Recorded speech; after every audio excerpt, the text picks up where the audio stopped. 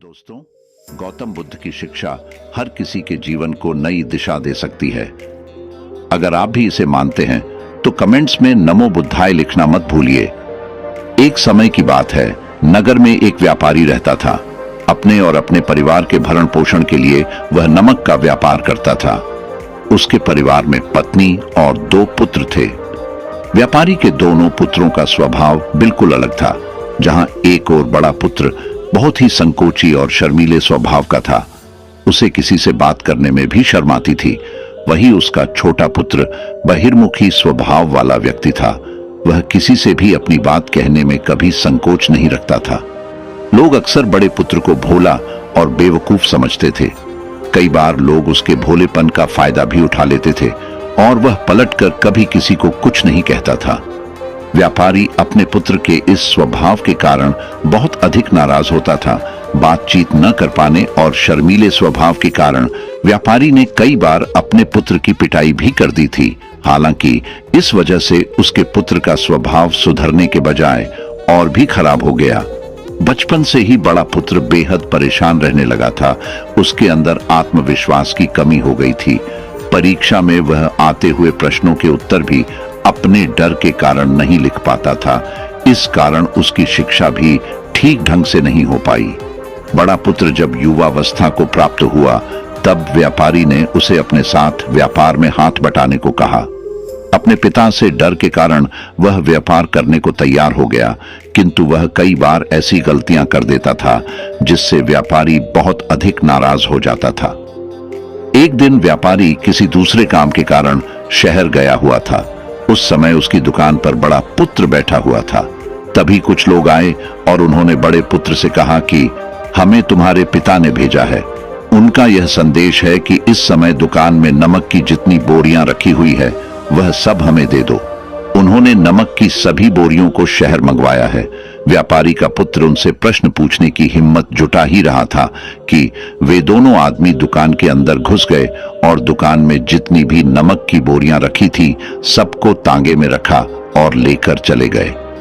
व्यापारी के पुत्र ने उन्हें रोकने का प्रयास किया, किंतु संकोच और शर्मीलेपन के कारण वह उन्हें कुछ कह नहीं पाया।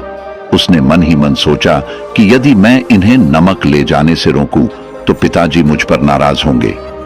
कुछ समय बाद जब व्यापारी शहर से वापस आया तो खाली दुकान देखकर उसने अपने पुत्र से प्रश्न किया कि नमक की बोरियां कहां गई? यह दुकान इतना खाली खाली क्यों है? तब बड़े पुत्र ने धीमे स्वर में कहा कि कुछ लोग दुकान पर आए थे और उन्होंने मुझसे कहा कि आपने नमक की बोरियों को शहर मंगवाया है, और दुकान में से सारी बोरियों को निकाल कर लेकर चले गए। व्यापारी ने अपना सिर पीट लिया। उसने अपने पुत्र को दुकान से धक्का देते हुए कहा कि तू मूर्ख का मूर्ख ही रह जाएगा। वे लोग तुझे बेवकूफ बनाकर सारा सामान ले गए। तुमने मेरा बहुत भारी नुकसान करवा दिया। यहां से दूर भाग जाओ और घर वापस मत आना। यदि तुम वापस आए तो मैं तुम्हें पीट पीट कर सीधा कर दूंगा। व्यापारी का बड़ा पुत्र इस बात से बेहद दुखी हुआ। एक बार फिर उसके शर्मीले स्वभाव के कारण उसके पिता उससे और अधिक नाराज हो गए। साथ ही व्यापार में भी इतना नुकसान हो गया। उस समय नगर के सभी लोग व्यापारी के पुत्र पर हंस रहे थे और उसका मजाक बना रहे थे। उसे बहुत अधिक शर्मिंदगी महसूस हो रही थी। यही वह समय था जब उसने सोच लिया कि अब उसके जीवन में कुछ भी ठीक नहीं हो सकता है। वह सदैव मूर्ख का मूर्ख ही रह जाएगा और इस समाज में रह रहे लोगों के साथ कदम से कदम मिलाकर कभी नहीं चल पाएगा। व्यापारी का पुत्र नगर से बाहर आ गया और एक नदी के किनारे बैठकर खूब रोया। गहरे पानी को देखकर उसके मन में विचार आया कि अब उसके जीवित रहने का कोई फायदा नहीं है। उसने सोच लिया कि आज वह इस नदी में डूबकर अपने आप को समाप्त कर लेगा। असफल जीवन जीने से अच्छा है कि वह स्वयं को समाप्त कर ले। उसने जैसे ही नदी में छलांग लगाई, एक बौद्ध भिक्षु ने उसे बचा लिया और नदी से बाहर निकाल कर ले आए। व्यापारी का पुत्र बौद्ध भिक्षु पर नाराज होने लगा और कहने लगा कि तुमने मुझे क्यों बचाया? मैं इस असफल जीवन को जीना नहीं चाहता। बौद्ध भिक्षु ने उसे समझाया कि जीवन एक ही बार मिला है और यदि तुम जीवित ही नहीं रहोगे तो असफलता को खत्म करके सफल कैसे बनोगे? तब व्यापारी के पुत्र ने कहा कि मेरे जीवन बहुत अधिक समस्याएं हैं। यह सभी समस्याएं मेरे संकोची और शर्मीले स्वभाव के कारण हुई है। मैंने अपने पिता का नुकसान करवा दिया। मैं एक अच्छा पुत्र नहीं हूं। अपने स्वभाव के कारण मैं शिक्षा ग्रहण भी नहीं कर सका। यह सारा संसार मुझे मूर्ख समझता है। क्या किसी मूर्ख को इस संसार में जीने का अधिकार है? तब बौद्ध भिक्षु ने कहा कि तुम्हारे इस प्रश्न का उत्तर तो मेरे गुरु ही देंगे। चलो, मैं तुम्हें मेरे गुरु से मिलवाता हूं। व्यापारी के पुत्र ने कहा कि वह किसी से बात नहीं करना चाहता। आज वह अपना जीवन समाप्त कर लेगा। किंतु बौद्ध भिक्षु के बार बार समझाने के बाद वह उनके साथ जाने और उनके गुरु से मिलने के लिए तैयार हो गया। बौद्ध भिक्षु व्यापारी के पुत्र को आश्रम की ओर लेकर गए।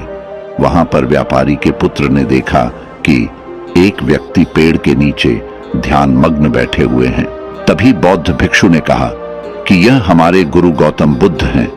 दोनों ने गौतम बुद्ध को प्रणाम किया। वह युवक वहीं पर बैठ गया और गौतम बुद्ध को देखकर रोने लगा। गौतम बुद्ध ने उससे उसके रोने का कारण पूछा। तब उसने कहा कि अब आप ही मेरी आखिरी उम्मीद है। यदि आप मेरी समस्या का समाधान नहीं करेंगे तो मेरा यह जीवन समाप्त हो जाएगा। गौतम बुद्ध ने व्यापारी के पुत्र से उसकी समस्या के बारे में पूछा। तब उसने बताया कि किस प्रकार वह बचपन से ही शर्मीले और अंतर्मुखी स्वभाव का है।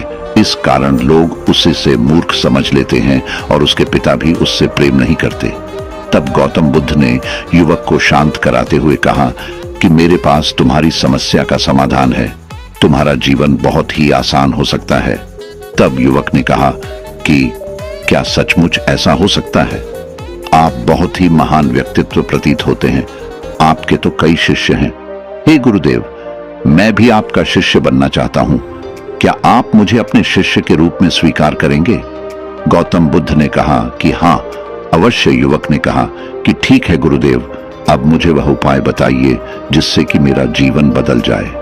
गौतम बुद्ध बोले, किंतु उससे पहले तुम्हें मेरे कुछ महत्वपूर्ण कार्य करने होंगे। यदि तुम मेरा यह कार्य करो तब मैं तुम्हें कुछ ऐसे उपाय बताऊंगा जिनके कारण तुम्हारे जीवन में सब कुछ ठीक हो जाएगा और तुम्हारे पिता भी तुमसे प्रसन्न रहेंगे।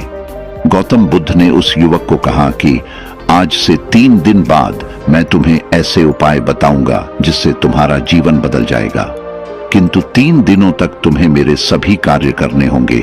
मैं जैसा जैसा कहूंगा, यदि तुम वह कार्य को करने में सफल रहे तो तीसरे दिन के बाद तुम्हारा जीवन बदल जाएगा। तुम्हारा पहला दिन कल से शुरू होगा। अभी जाओ और आश्रम में ही आराम करो। अगले दिन व्यापारी का पुत्र गौतम बुद्ध के पास पहुंचा और कहा कि हे गुरुदेव, मुझे पहले दिन का कार्य बताइए। तब गौतम बुद्ध ने कहा कि आज तुम्हें 10 अजनबी व्यक्तियों से बातचीत करनी है और उनका हाल जानना है। इसका लेखा जोखा शाम तक लेकर आना।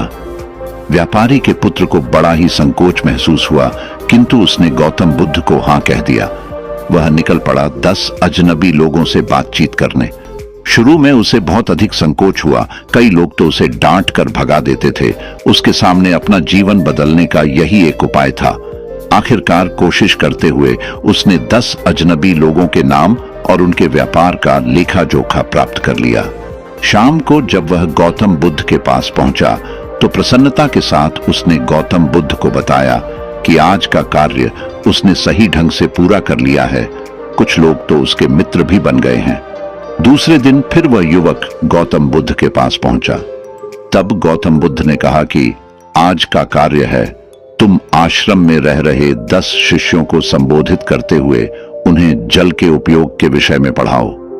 गौतम बुद्ध की बात सुनकर व्यापारी का पुत्र हक्का बक्का रह गया। उसने कहा कि आप मुझसे किस प्रकार का कार्य करवा रहे हैं? मैं अपनी शिक्षा ठीक से पूरी नहीं कर पाया हूं। मैं यह कार्य नहीं कर पाऊंगा।